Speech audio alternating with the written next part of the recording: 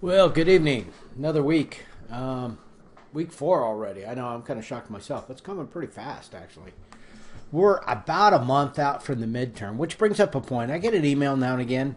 Um, People were asking me about, I still haven't got the book. The book, the bookstore, I don't know. Not a huge fan. Not going to get too political about it, but yeah, it's broken. Um, I've said you can use any edition you want, Maduro, personal finance. This is just plain old Amazon. And yeah, 133 bucks. It's not 10 times the knowledge. Personal finance changes over time, but yeah, it's not that much different. That's a pretty good gig. If you're going to be a tenure professor and, again, doing your own personal finance gig and trying to pursue wealth, yeah, you come out with this thing and you change the edition every couple of years. You publish a new book. Oh, by the way, you put it on your resume claiming you wrote a new book, and there's certain requirements. It's a scam. It's a part of life I'm not involved in, but anyway, I do observe it just like you guys. What we're going to talk about tonight, though, is so just get the book, figure out the questions. There's a kind of a cheat sheet that's given to you. Make a good faith effort. If you can't figure it out, you can send me an email or get the question that's close. It's mainly just to get you engaged and looking at the book and looking at other people's ideas. It's better than just, one person's opinion, or not all this stuff's opinion, but one person's, set of way of presenting it. Banking and interest rates, key thing. Interest rates affect investments a lot. And banking, again, banking's more the utility of how to, manage your cash flow. Again, the goal, the quicker you figure it out in life is that idle money does not make money. Like I say, the poor, they spend their money. They have no choice. They got to get by. They comes in one day, it's out the next. The middle class, they're saving for a rainy day, but they're kind of being, I don't know if psyop is too strong a word, but they think they're getting ahead, but they're debasing the currency. You're kind of fooling yourself. You think I'm getting 5%. Yeah, giddy up. 5% when inflation's not quite that, maybe, but yeah, if you make any earnings, they're taxable, so you're back down to that low rate. It's just not whatever. If you can invest money, I'm not whatever. It's been a very good year, and things are kind of booming, and I'm pretty far out the risk curve in terms of investments. But I was looking at my portfolio today. I'm up 5,700. Or not 57, that'd be outstanding. I'll take 57% though. 57% in the year. That's, I can live with that. You could get ahead. You saw what happened to that chart when you had 10%. Now obviously, you can't get 57% year to year. We're coming to the Bitcoin cycle and things like that. And then, but just the market in general, because we're coming out of a, kind of a slump in terms of business. And now, one of the things that's happening right about now, maybe next week, is should be the lowering of interest rates. You're going to see the market continue to set all-time highs. Now, again, you gotta whatever. We'll get more into that, but sometimes the market, if you go, hey, I remember what he said about interest rates going down, and that's going to spur on the market, but the market's neutral to flat. Well, sometimes it's whatever, sometimes the market will react to the news before it actually happens, and they've already got it baked in. What they don't like is uncertainty. If they're expecting an interest rate cut and an interest rate cut doesn't happen, yeah, then they will react negatively. But sometimes if things come in as planned, there won't be any movement, or sometimes they'll actually go the opposite direction because they already have taken advantage of it. Also, there's some kind of nastier aspects about the markets where unemployment, is creeping up, and that's actually driving the markets up because people are thinking, oh, that's good, unless you're one of the poor guys who doesn't have a job. But it's good in the fact that, oh, that means that they're going to try and stimulate the economy by lowering the interest rates. So again, the market is not what it doesn't care about your feelings. It's going to do what it's going to do, and if people see a way to make money, market go up. If they're losing money, market go down. So, okay, financial institutions. So this book is kind of going on this old sort of structure that existed before my time. I mean, we're pre-boomer on this stuff, where it's we had all these savings and loans, and we had this and that. Now you have one bank can kind of do it all. I've got a brokerage company, and I could pay my credit card bill with that brokerage company if I wanted to. They'll wire directly. Typically, you would use an intermediate bank, and then you get it to your other bank, and no, all those walls have been broken down by deregulation. That was a Reagan thing. You guys weren't even alive when Reagan was around. So anyway, it's kind of crazy. So the book kind of goes off on a tangent on that, and my apologies. FDIC, Federal Depository, so your things are safe and secure, backed by the full faith in government. But hopefully you're going to be to the point where, I wish that was a little higher. But the good news is that, we are, by nature of our birth, we're in the United States of America, which is financially is kind of where you want to be for financial stability. I've lived in places. I spent many years, Turkey, Middle East, and you just see new currency being issued. You see the zeros just changing, just hyperinflation and things that would confound you if you saw it for the first time. Okay, so savings institutions, they used to call them thrifts too, credit unions. These things still exist in title, but the range of services they can offer largely mirror one another. And so what you got to do is you got to find out which one of these institutions best serves your needs and go with it. So that's going to be your homework for tonight. Now, people are going to get confused. They're going to go, wait a minute, this assignment isn't even in the book. It's just I'm supposed to generate these different banking selections and then, make some sort of criteria and then come up with a choice. Yeah, it's on you. But the criteria is your own. If you say it's right, then it's right. If you say the most important thing to me is that, I have a personal relationship with the teller, where I can go in there and talk to somebody, or that I like their ATM network, I would argue that you need to get a bank that, for example, my bank that I do primary banking with is in Texas. And because they're in Texas, whatever ATM I go to worldwide, whatever that fee that's charged for out of network or whatever, the $3 or whatever, they refund it each and every time. They don't care. So it's even better than having a local ATM. I don't even look at the ATM. It can be in a bar, it can be in a restaurant or the wrong rival bank. It doesn't matter. I'm getting that money back. So anyway, whatever your criteria you come up with for selecting your bank, make sure it's still valid. And you may find that it's an online kind of thing that you would prefer to use. Business banking, I use a thing called Nova Bank. And it just kicked butt compared to anything local. Some of the stuff local, some of the rates are obscene. Oh, and you want to do mobile banking? They wanted another fee for that.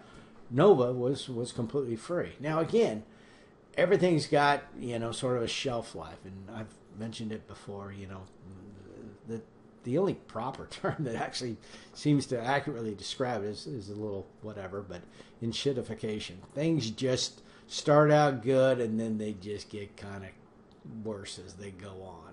And it's just a trend that happens to businesses, internet apps, whatever. So I don't feel bad shilling for Nova because they're probably got a little, taken by themselves and their success and not struggling as much and probably don't offer the services. And there's probably a new upstart that's, better than them now. So things change. You have to kind of monitor the situation and make sure that you're not paying service fees or doing stupid stuff that you don't need to.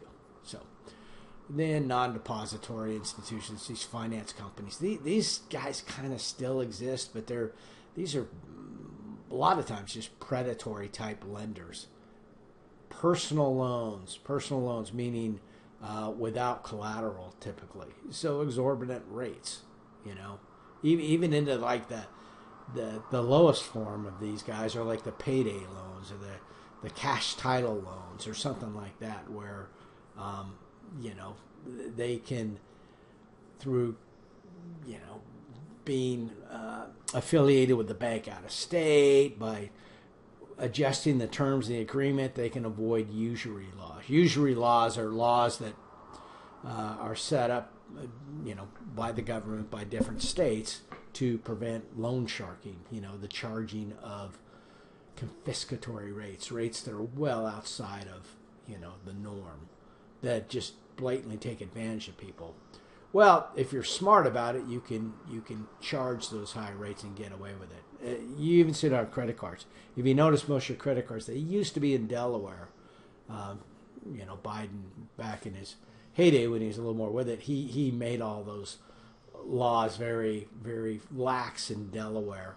And they still have the corporate. If you see a corporation in Delaware, that's because if you want to be a corporation, if you go to court in Delaware against a corporation's got to take advantage. It's just known for being very corporate friendly, very hostile to the individual, to the customer. And so it's enticing for banks or corporations to go there. Now I guess it's North Dakota that's got laws that are very favorable to the credit card companies. So you see a lot of times, why is this bank, based in, or maybe it's South Dakota, anyway, down in the Dakotas, because that state is set up very, very lax, very pro-credit card, very anti-consumer laws, and so that gets all these big businesses there. If you're in Sioux Falls, South Dakota, and you want a huge office center, well, you're going to have Visa and MasterCard moving right in there if you write the laws where they get good enforcement. Securities firms. So this is typically where I keep, most of my money. I think most of you should keep your money eventually. It's good because, it provides a degree of separation between your spending money, which it might be in your local bank or your checking account, and your savings. Your savings, for the most part, should be kind of a one-way valve. When you put money in your checking account, you don't reach in there and buy something stupid with it. No, it's kind of earmarked for your future savings, your retirement plan, and you put it in vehicles that are going to get you interest rates that are good. This is just such a unique year, and you got to be, again, there's no way to avoid the politics on this one, but when folks were out burning Teslas back in, it was just this past spring, I jumped in and I bought Tesla. I hate Teslas. I electric cars. On principle, the whole notion that we've got a power grid that's going to support electric cars. We could talk all about that all day. That's not a personal finance issue, but I just think that concept is doomed. Not based upon the cars. The cars seem to be exceptional, but the fact that they'll never build out a grid to support it. So I think it's just kind of flawed. But anyway, when they're burning Teslas and this Tesla stock price is dropping, that's why I got 57% this year, because I think I'm up 75 or 75% since, within a year on a single company, because people just sold. Again, some people, are emotional when they buy stocks, and they're just like grapes. If somebody's selling, the vultures are buying and whatever. And so, yeah, I bought three companies that week because the market was just absolutely wrecked, and it was the perfect time. You buy the dip. Anyway, okay. And then insurance companies. Insurance companies, they kind of wade into this business as well. They're not true finance companies, and that's kind of their problem. They've got to maintain their insurance reserves, and they've got to be a little more cautious. And you don't get 57% returns by staying on the porch. And I'm not saying this isn't YOLO, but you gotta have some risk tolerance, and you gotta see when the opportunities are there. And then other times, the only reason I was able to dump a bunch of money in a Tesla is because I had money on the side, because I didn't like where the market was going. There was too much uncertainty. I couldn't figure it out. I'm like, I'm going to let this kind of sort itself out. And then when the market, took a dump, that was a clear signal that this is the bottom. And whatever. Sometimes every, blind squirrel finds a nut. You get lucky. Investment companies. So not a whole lot different than the mutual fund companies. Just a different offshoot of that. And then financial conglomerates, which is kind of what we're at right now. Bank of America, Citigroup, sure. I prefer some of these are banks that kind of grew into the brokerage area, and I'm kind of partial to the brokerages that grew down in the banking area. But they both end up the same place. Bank subsidiaries, securities, insurance. So yeah, all this stuff. They can, accepting deposits, and I'm talking weird stuff that I need to get done now and again, and some of the stuff may not apply to you, but if you have to do like a wire transfer to a foreign country, I walked into a couple of local banks and they were just like, yeah, no, we've never done that before. That's not, when you're transferring large sums of money, you don't want somebody's first time. Whereas the big brokers thing, they're like, yep, sure, we've got a branch there. It's all done. So, whatever. But vertical integration is what these guys have got, where they're providing all the different services.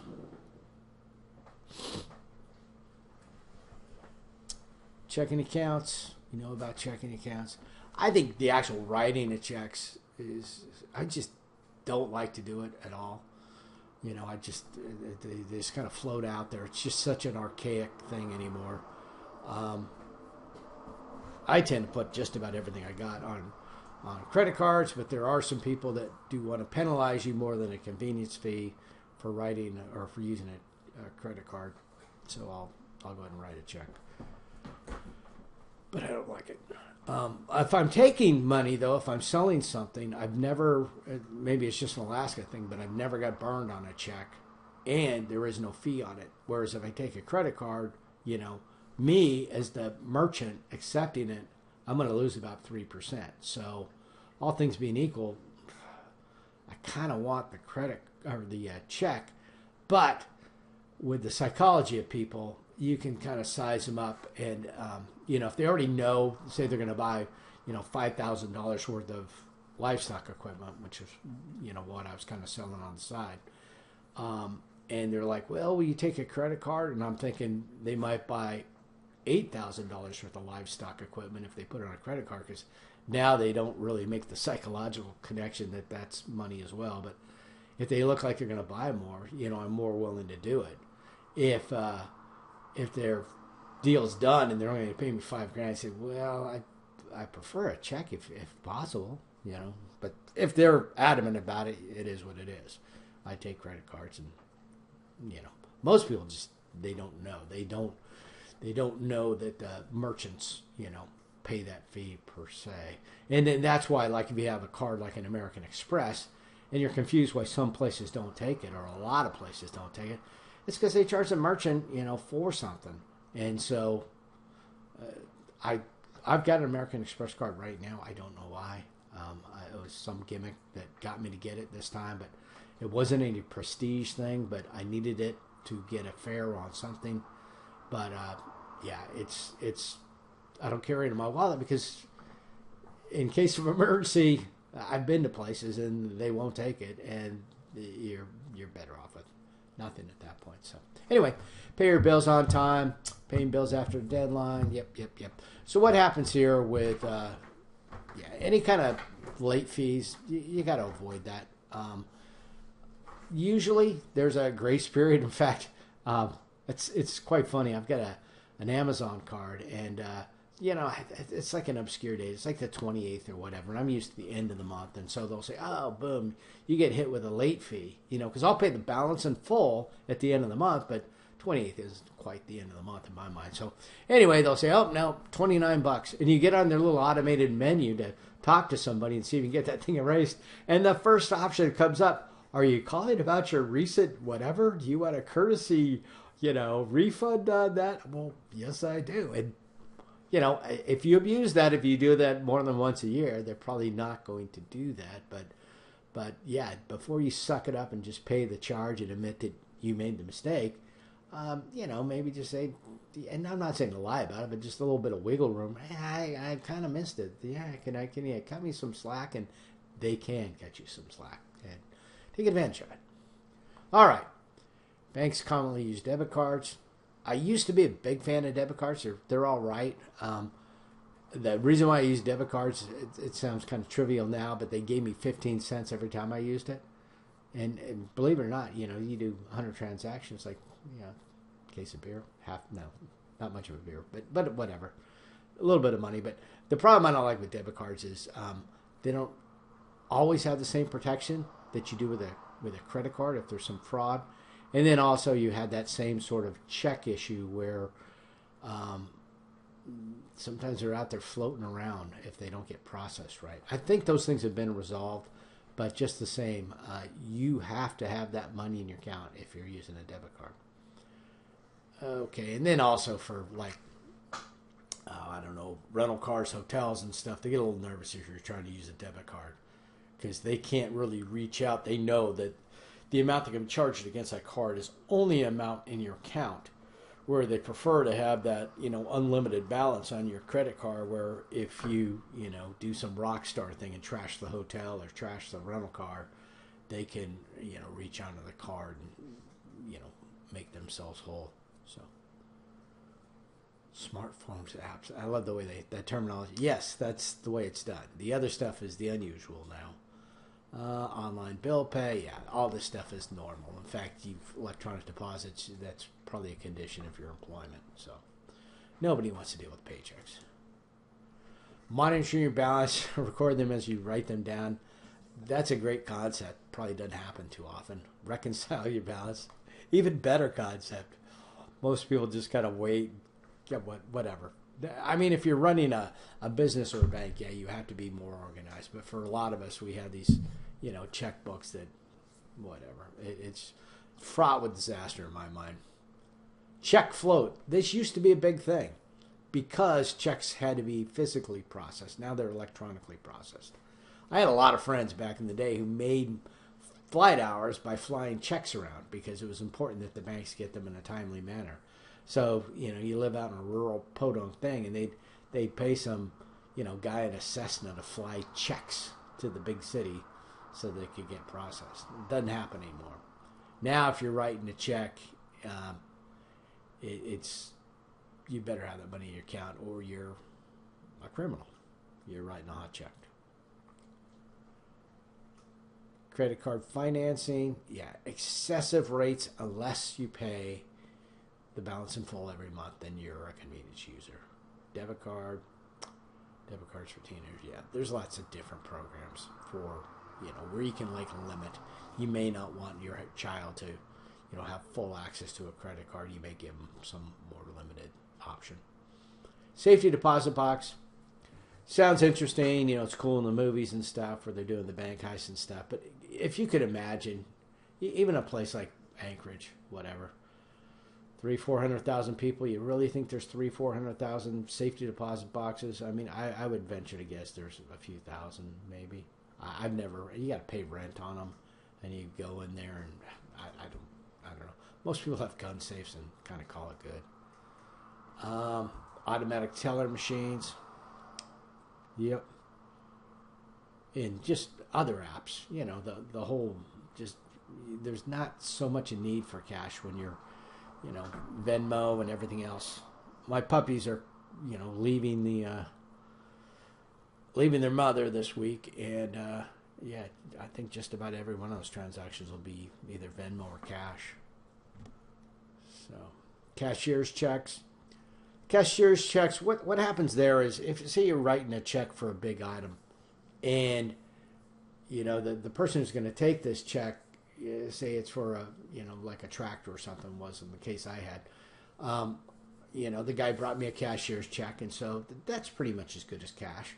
And because what it means is that when he gets that cashier's check drawn on his account, that bank gets that money, in this case, 20 grand, 21 grand, whatever, takes that money from his account and sets it aside to cover this cashier's check that's out there. So that money is allocated.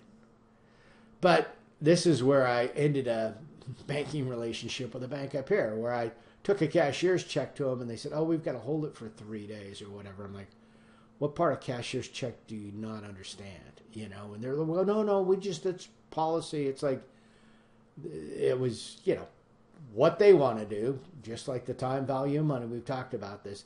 If they can hold on to my money for 4 days, then, they're going to do something with it. And they do that to all their deposits. And all of a sudden they've got a big chunk of change that they can play with.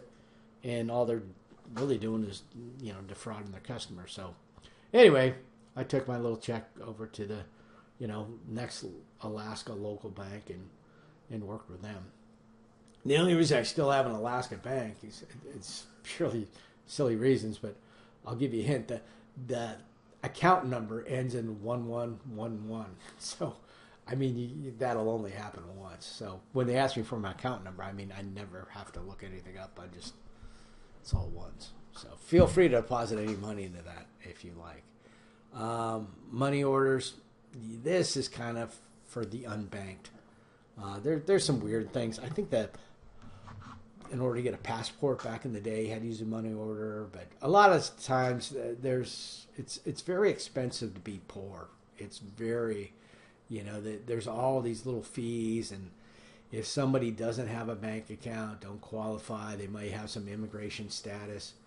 I grew up, working, digging ditches with a bunch of guys who were, and I don't mean this in a derogatory term, these guys were Mexicans. They were from Mexico, going back to Mexico. They were just up there working with me for the summer. And I learned a lot. And, oh, man, these guys just got abused, basically, because they would be given checks.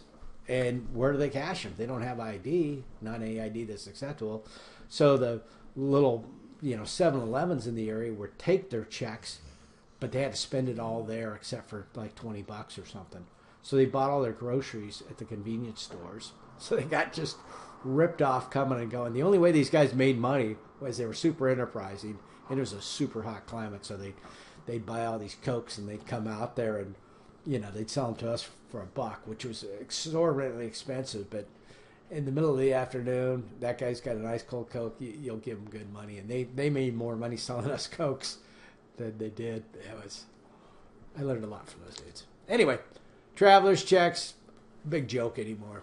Don't do this. I've been in some we were way in eastern, it was like on the Syrian border, and I saw some tourists with traveler's checks, and the hotel guy's just like, I don't know what these are. Yeah. Just when you really needed them, and I'm throwing out a Visa card, and they were completely fine with that. They'd seen that before, but they didn't know what a traveler's check was. So if you don't know what one is, don't worry. Don't ever buy them unless I can't conceive of any reason. What it used to be was it was kind of like cashier's checks that were issued to you. You buy them and you go them. They're universally accepted, except they aren't. Criteria. So this gets back to the homework assignment. Why do you select the bank? And these are, if you say it's a valid reason, it's a valid reason. It's your life. Convenience, that's kind of cool. What it should not be is, well, I've just always banked with them. And the service fees from having different banks, I know service fees vary a lot. And the options vary a lot. But it depends on your circumstance. One of the other criteria that I think is kind of invalid is that, I get a higher interest rate on my checking account. Well, you shouldn't have enough money in your checking account to be worried about that. They're not going to be paying you a huge rate anyway. And if you've got idle cash sitting in your checking account, it ought to be moved into a brokerage or do something. And again, you don't have to buy Tesla or something with it, but you should put it in something, even a T-bill or something that's, completely safe and will at least keep up with inflation. The rates they're giving you on a savings account, especially in a checking account, will not keep up with inflation. Pay bills on time, deposit rates and insurance, fees. So some consumers. Walmart was making a big push, I guess, back when the authors wrote it. But again, I know from that when you said business checking, they were up in the 20s. And then there's some banks here that are, $5 a month, some that are 12, something like that. There's different rates. If you are paying a rate that's a little higher than the competition, you should kind of know why.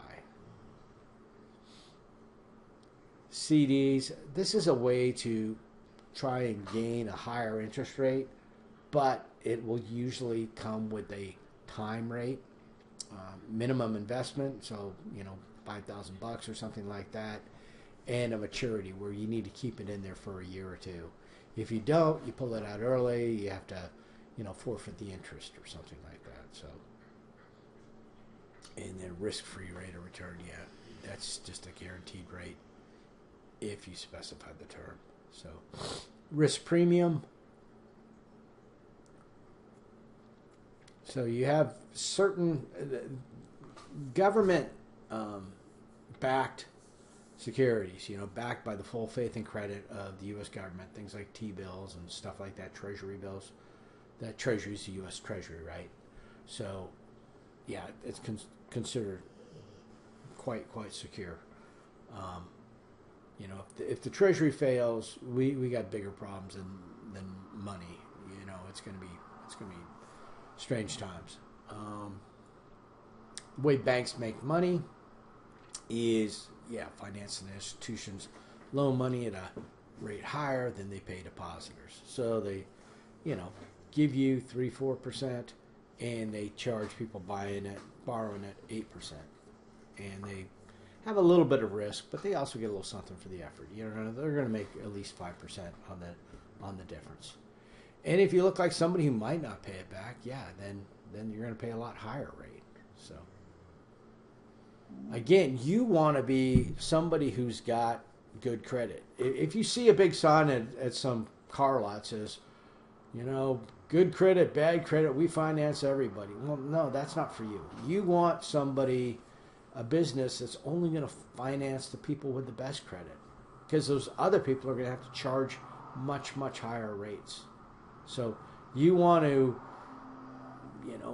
do kind of what's necessary to keep your credit score intact, and that way you get the best rate. Now, you don't need to obsess about it, but again, you need to know kind of what influences your credit score, and we'll take a look at that at a certain point as well. FICO score.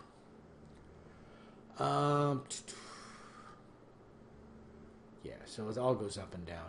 If they're paying higher rates, it's generally because inflation's higher. So are you making a whole bunch of money? Your bank account is going up, but the amount of things you can buy with it is staying the same or going down. So, but this investor is willing to invest in a favorable economic climate. That's where we're coming into what looks to be a favorable economic climate. If they lower the interest rates, investors will perceive that as good, and it will be setting some new highs. The deal is you got to be participating in that to enjoy it. I mean, if even going back to recent history, COVID, people think, COVID was this great adverse effect. It was just horrible. Not for the real rich, or at least the ones that were positioned right. There's the Bill Gates of the world, a lot of those folks, the Zuckerbergs, these people doubled their wealth during that period. Some of it was technology driven, where people were forced to stay at home and use their services more, but some of it was just incredibly high returns on investments that were directly related to COVID, which is it's bad because that incentivizes things like that to happen again. Twisted perception. Some invested twisted for the wrong reasons. risky investments to eliminate income, and you see a lot of this. This is the YOLO thing. This is where, I'm an incredible outlier. As a boomer who's way into crypto, that is not the way it's supposed to be. I'm supposed to be somebody in bonds and mutual funds, and people in the younger group who haven't bought into the whole whatever. They're just looking at finance as with fresh eyes. Are going, wait a minute, this system seems a little rigged and a little wonky. We can't buy a house. We can't do any of these things. We used to have one person in a relationship work, and they were the breadwinner, and they lived in a big house, and they had vehicles and supported a family. Now both parents are working, and now they're both working and maybe a side job, and they can't even what happened. So anyway, that's where a lot of people are like, well, the only way to get in the game is to take some crazy risks, and as risky as crypto might be, it's Bitcoin, for example, is not that risky. But if you leverage, if you use borrowed money to do it, which is where the real risk and the real rewards, if you're freaking absolutely right, but you got to be perfect, you get clobbered. If I make a whole bunch of money in crypto, it's because it came from somebody else. It's not quite a zero-sum game, but pretty damn close. If I get out at the top of this cycle, it's going to be selling it to somebody who's getting in at the top of the very cycle, and it's got nowhere to go but down. If they stay in the cycles a few times, they'll be fine, but they're going to take some losses if I time it perfectly. Maybe they buy in and it keeps going up, and now I'm the guy sitting on the sidelines. We'll see what happens. Comparing interest rates and risks. If you'll need your money within a year, you should take no risk. If you need a portion of money, take some risk. No choice is right for all investors. Broader picture on this. I don't know that I'd come up with these absolute rules, but it is viewed as what I was saying, that people that are getting close to retirement should not be taking crazy risks, because if they lose it or the market value goes down, the markets are cyclical. They'll probably come back up, certainly. And we'll look at stock market averages and things like that, but they tend to fluctuate. But if you're living on that, or you may not even be on this planet when the market recovers, then yeah, that's a problem.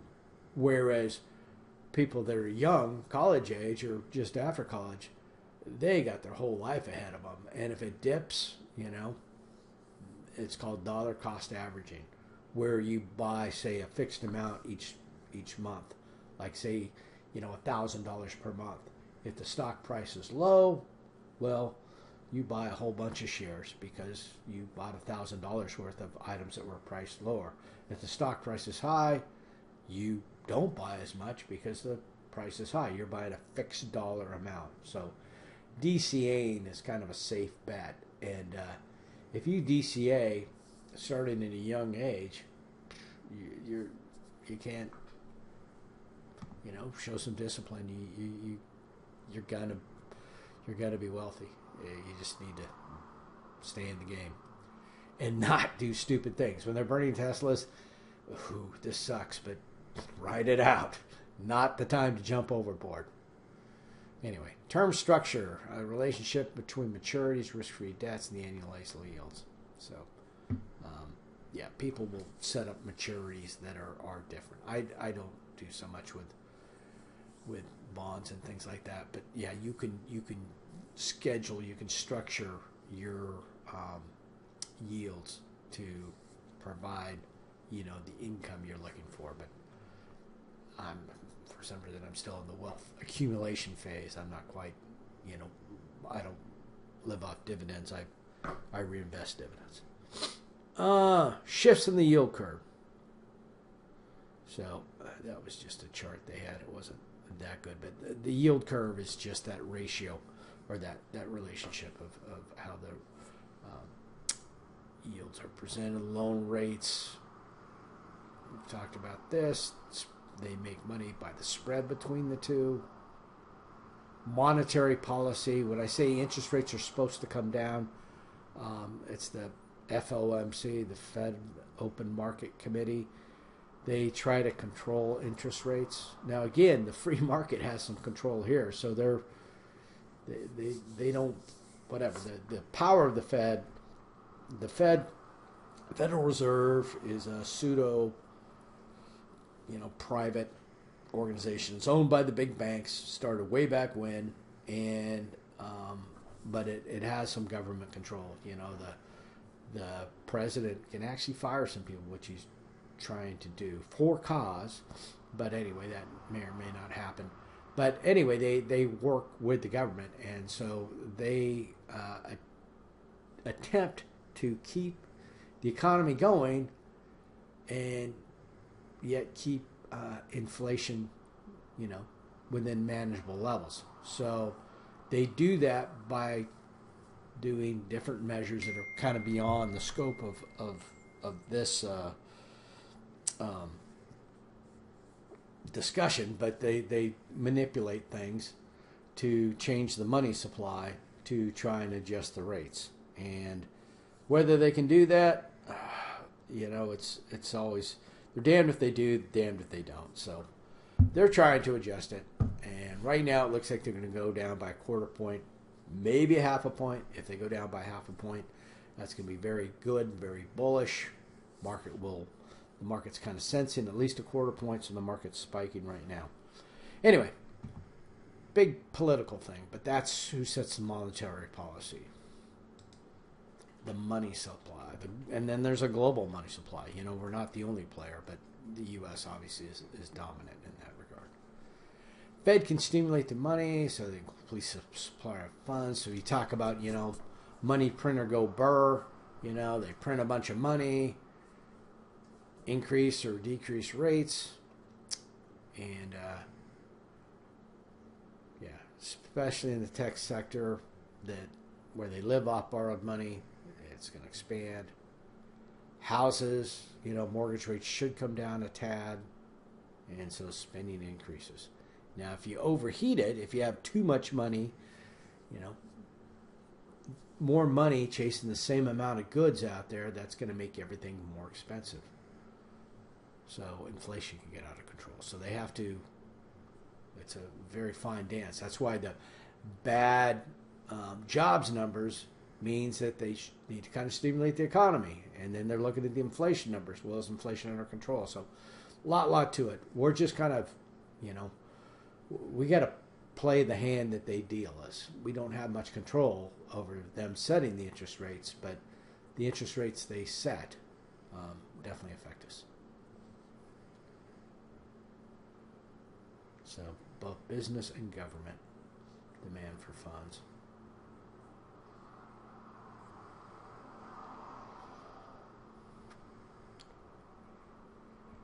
Okay, so back to this banking decision thing. Yep, what bank characteristics are more important to you? Do you already have some established relationship? I'm not saying to change your bank, and I'm definitely not saying to, go elsewhere outside of the States. But I do think that the banks here, if they're not being responsive to you, then, the pressure of, they do change their policies for the better in order to compete with the out-of-state or the online options.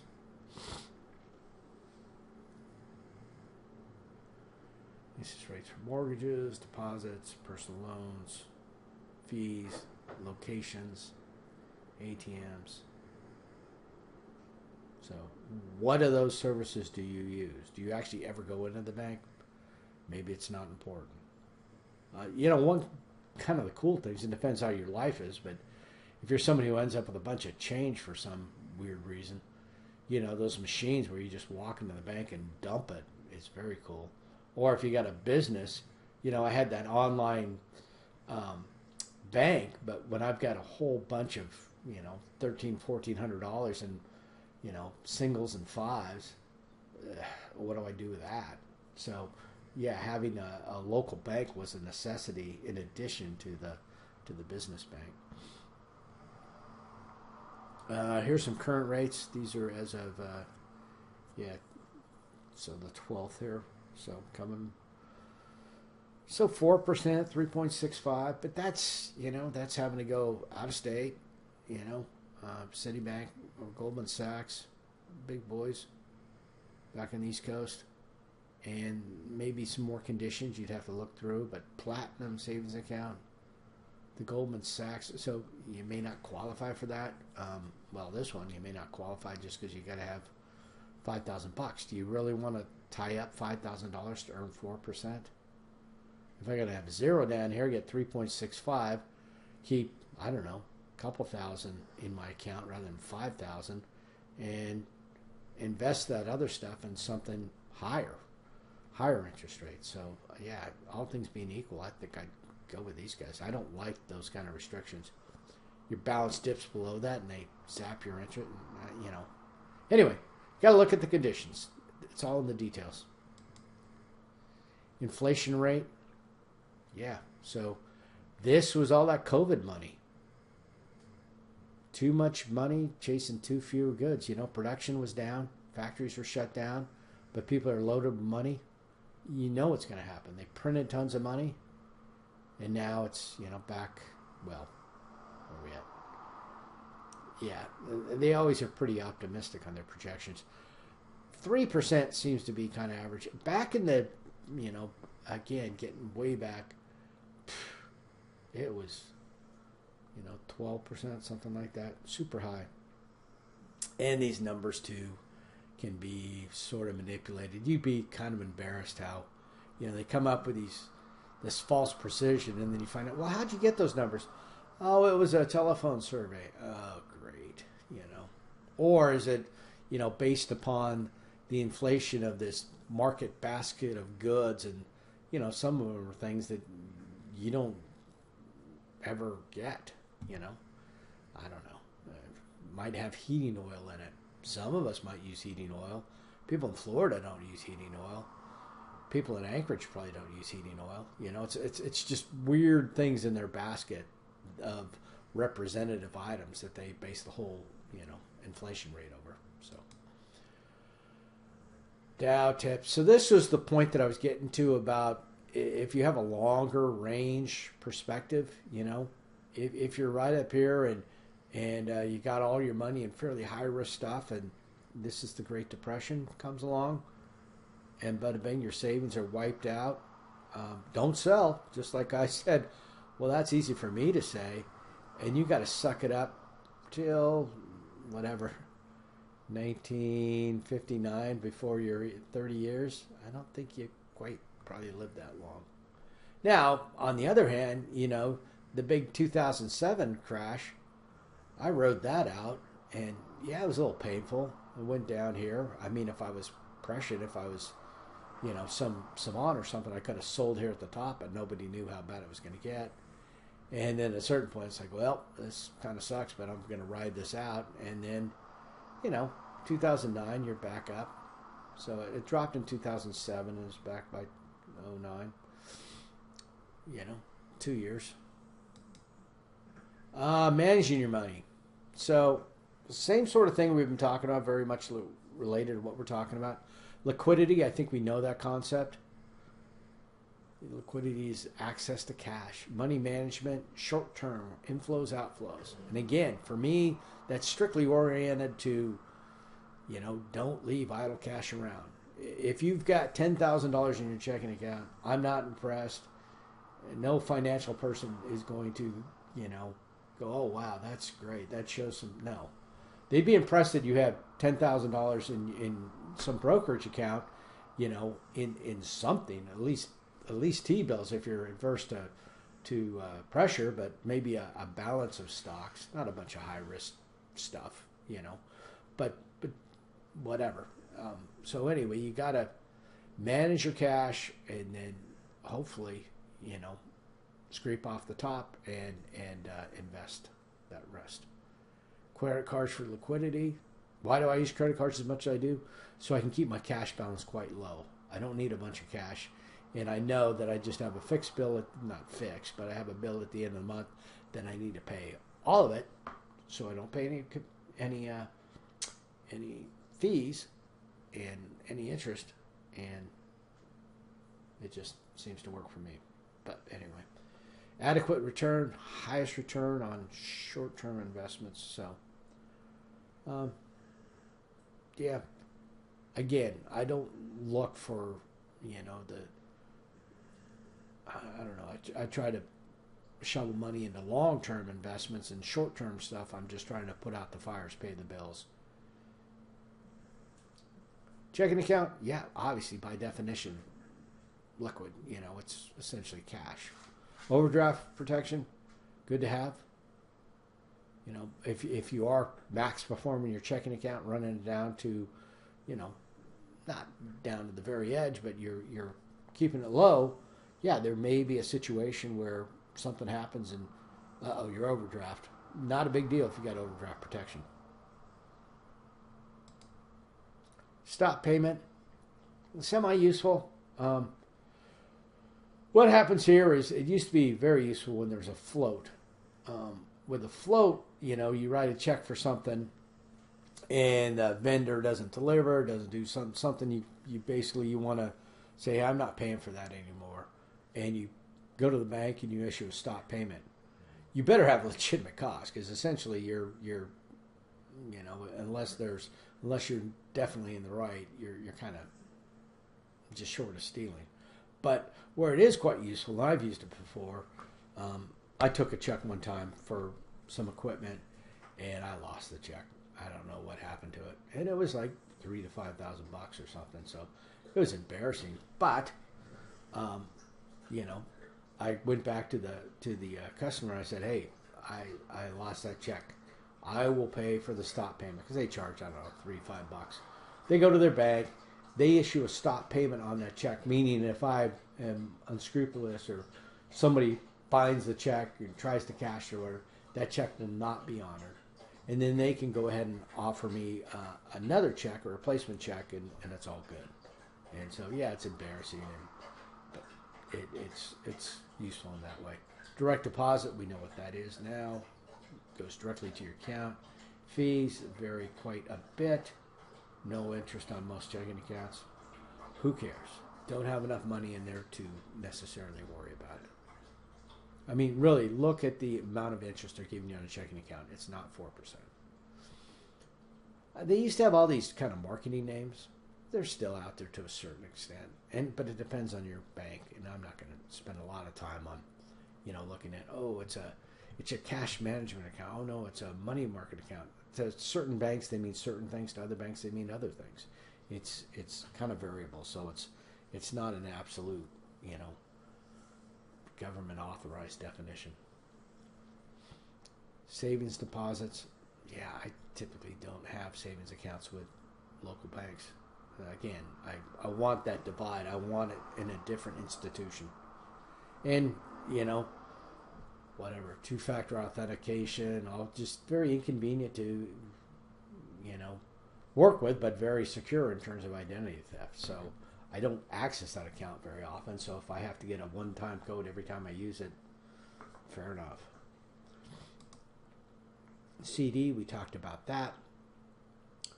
Typically, involve a certain monetary limit and then a certain time where it needs to be kept with them.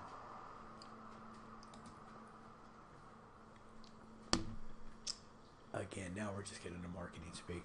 Money market deposit. Look at the conditions.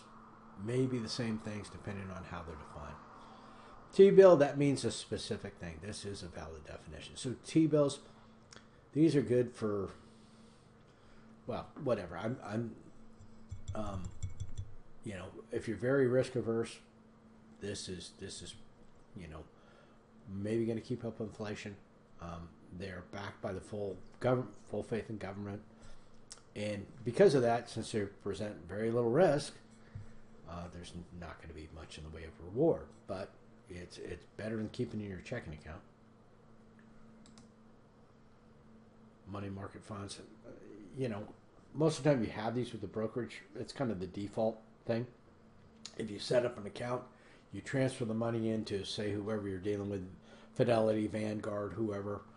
They take the money and then it kind of sits in the central account, and then you at a certain point go, oh, I want to buy this mutual fund, and so you transfer it from that generally money market account into that other account. Or if you're, making more velocity of trades, more activity, well, when you sell a stock, that the proceeds would go back into that money market account, and so the money's never really sitting idle. It's never not earning interest. It's by default it goes to the money market. So again, they're using their old school quotes. Asset management, yeah, not a big deal. Don't worry about these definitions. This is kind of describing what I described as a money market account. They all kind of overlap. And so therefore this slide is the couple that stand out is savings account, low interest rate. Certificate of deposit, a little higher interest rate but less liquid.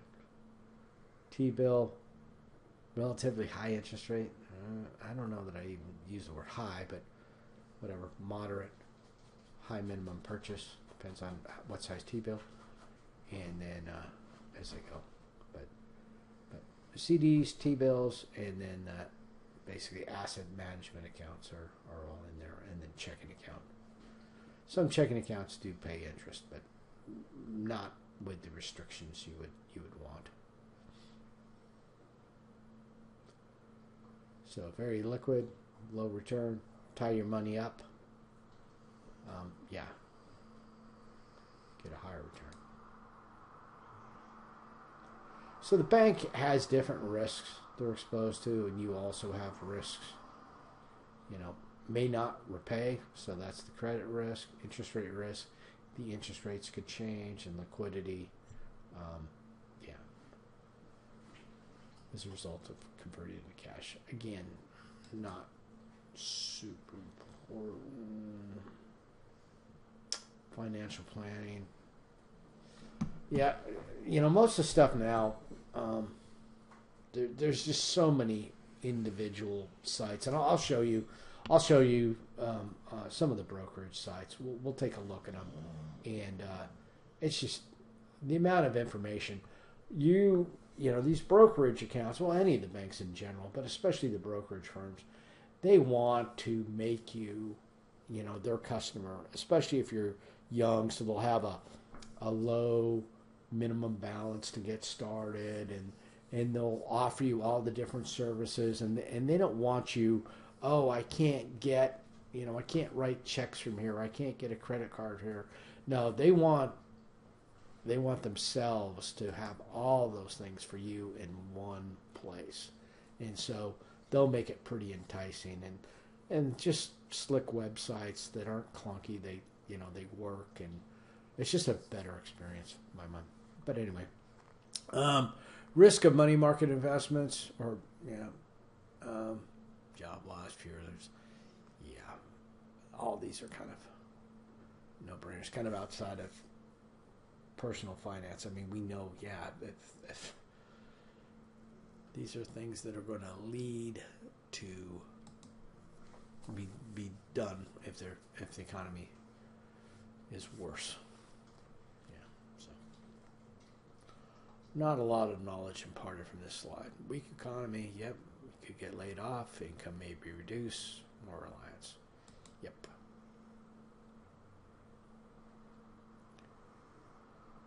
So anyway, I mean, if you get maybe I'm taking it too far to the extreme, but I'm just saying that most people I see are very risk averse, and then they wonder why they're not participating in the wealth generation that the wealthy do. The wealthy, they got their money by not, risking money they can't afford to lose, but that they can't afford to lose, they max perform that money.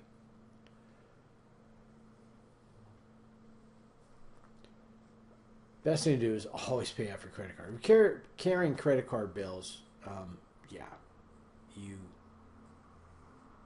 you shouldn't be investing just yet. You need to get that under control, and then do some prudent steps.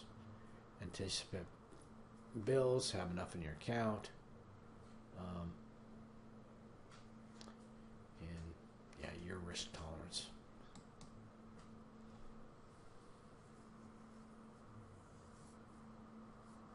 Again, I resist the temptation and reduce these investments in favor of stocks. Money markets have always been low. They will be low. Stocks will always be higher. That's the way it is.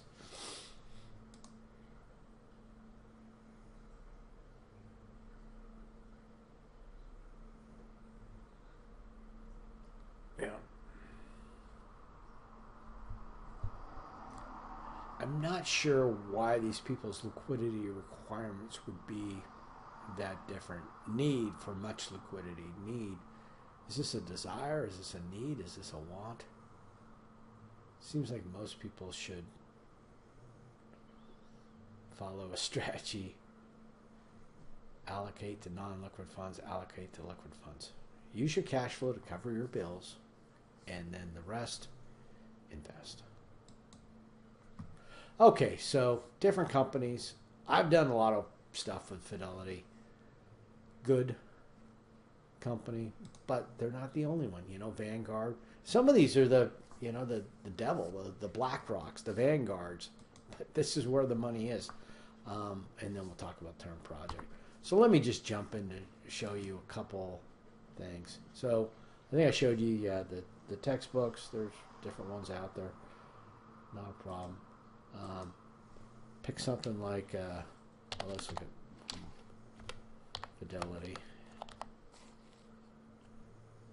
No, it's probably going to type in my own stuff. I don't want to splash it out all my details, and then I'll get screen grabbed, and also my account goes nothing. We'll look at Vanguard. But, you can use this also when you're working on your term paper. You go onto one of these websites. Obviously we're personal investors. And, whatever, the paper says I need to talk a little about retirement planning. Oh, guess what? Retirement, right? Oh, and I come in here and it says, we're going to talk about Social Security later on. You're going to talk about IRAs. All that stuff is kind of in here, where you can look through and, look at personal finance topics. Short-term goals, estate planning, emergency funds. Let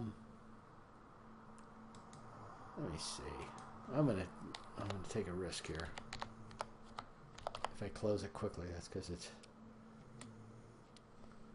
No, I think it'll just go right here. I'm more used to the Fidelity site. News and research, stocks, cryptos, mutual funds. Planning and advice. So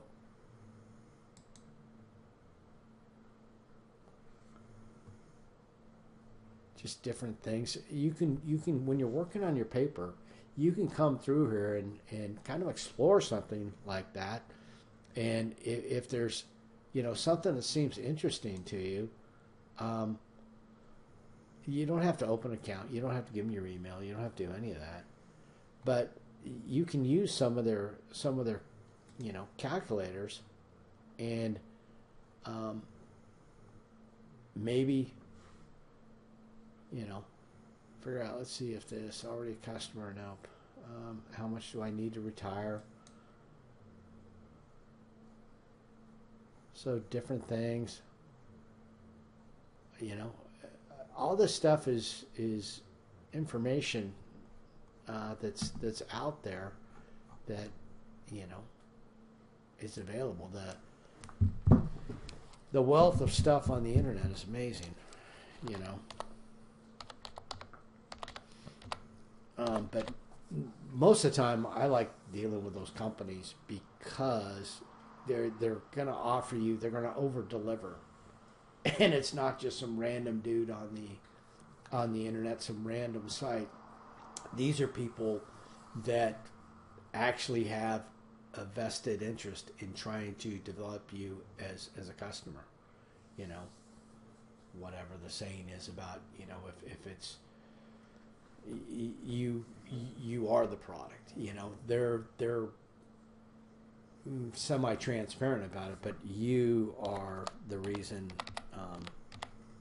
that you're getting it for free. They're trying to develop you as a customer. So yeah, it takes me basically right back to Vanguard. There's a ton of different companies, and you got things like NerdWallet.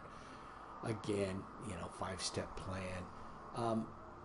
You can go down the rabbit hole and get really distracted and get all sorts of bad information from YouTube. And again, most of these guys just don't pass the test. Where, you know, why are they doing this? Where is their angle? Sometimes it's just that they're trying to sell a course, but other times, you know, they've got some revolutionary program, and they're, yeah, its success is dependent upon them getting you to get in and pump the stock or whatever, to invest in it so that they make money. And they're not quite as benevolent as they would appear. But anyway, you can get all that information from those different sites. So let's look at the term project. This is taken right from the syllabus. So we're about a month in, right? You pick kind of the time frame you want to set up for the paper. The paper is for you, right? It's not. This is not. I can't direct you and say that it needs to be written like this or like that, because it's tailored for your situation. This part that always gets confused is people are like, well, it says 5 years from now. Well, that means if that's your situation. If you're a student who's already got a full-time job and you're just kind of going part-time, well, then you probably would disregard the 5 years. If you're a traditional student who's maybe not working or just doing something non-career oriented and is, you know, not making a significant amount of money right now, they're primarily a student, then you would want to wait till, you know, you're graduated and you've got your job, and now you're putting on your big boy pants and you're going to go out and, you know, be on your own and do your budgeting and all that. That's when it makes sense for this plan. Or you could be somebody who's, you know, returning to college after, you know, many years or even a career, and you've got other challenges because, you know, you don't have the time factor that the younger folks have. 4 to 5 pages, that's pretty hard and fast, and that's easy to check. Don't give me a bunch of AI slop. It's just not interesting. And it's not useful for you either. You know, you need to kind of put some time into this. If you're looking at a family, and again, you're making a forecast. You don't know. A lot of times, you know, what could happen, but if that's in your forecast, then yeah, planning for kids and stuff like that. Student loans, that's going to delay your investing by a bit probably. So how are you going to work around that? Life insurance, we'll talk more about that. Look at Social Security. If you think Social Security, I'm good. Yeah, look at the actual numbers. You're not going to be happy. You're going to be, you know, a greeter at Walmart living on your Social Security and not happy. Stocks, bonds, we'll talk more about that. Also, look at your career. You know, is it something you want to, you know, maybe something. There's a book called The Wealthy Barber. You know, the guy liked to be a barber. He was good at it. Realized he wasn't going to be making, you know, doctor kind of money, but he didn't have that lifestyle either. He didn't have to spend a whole lot of money on education. But he invested wisely because he wasn't going to have that huge of income, and so, you know, he gets to be incredibly wealthy by being smart with his money and not, you know, maybe was a barber most of the day, but, you know, an hour or a few hours a week or whatever spent to investing, and it can be kind of interesting, kind of fun if you're good at it. I mean, I don't know a whole lot of sports course, sports ball. It's just not my thing. I can tell you, you know, a few crypto things right now. I know those kind of stats. I don't know if somebody's batting average saved my life. Anyway,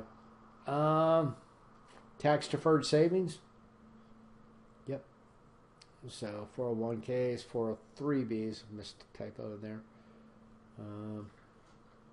Anyway, it could be a great plan. I mean, hopefully it's something that you hand in and you get the grade you want, but also it's something that, kind of provides a template for how you're going to get things done.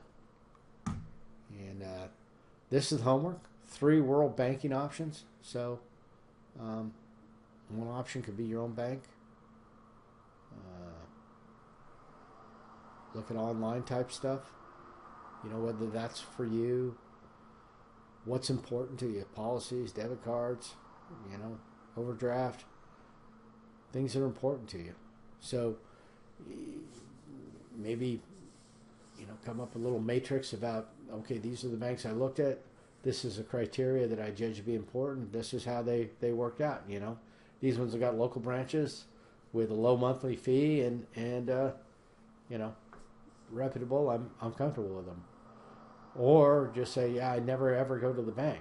It is here in Alaska, but I don't use it. So you might want to go online because, strictly online banks, because that's all you need. Anyway, whatever works best for you. So what you do want to do is, make sure you don't just have something out of the bank you deal with is out of laziness. Make sure it's a conscious choice that you are not getting basically ripped off or drilled every month for just because you haven't evaluated or switched banks. So give that a look. All right. So that should be it. We'll look more at those mutual fund companies. I don't think Vanguard is a very good choice in the Fidelity site. I'll do a little bit more work on that. But there's like 8-12 brokerage companies. And a lot of times it's like if you're working for a company and they've got some sort of 401k program, yeah, you don't necessarily have to start up a new bank. They're all, or brokerage firm, they're all have the same services, all super competitive. And to minimize all the tax thrash at the end of the year and the number of statements or emails you're getting, if you can consolidate it and keep it with one big brokerage, that works. Anyway, good luck, and we'll talk to you next week.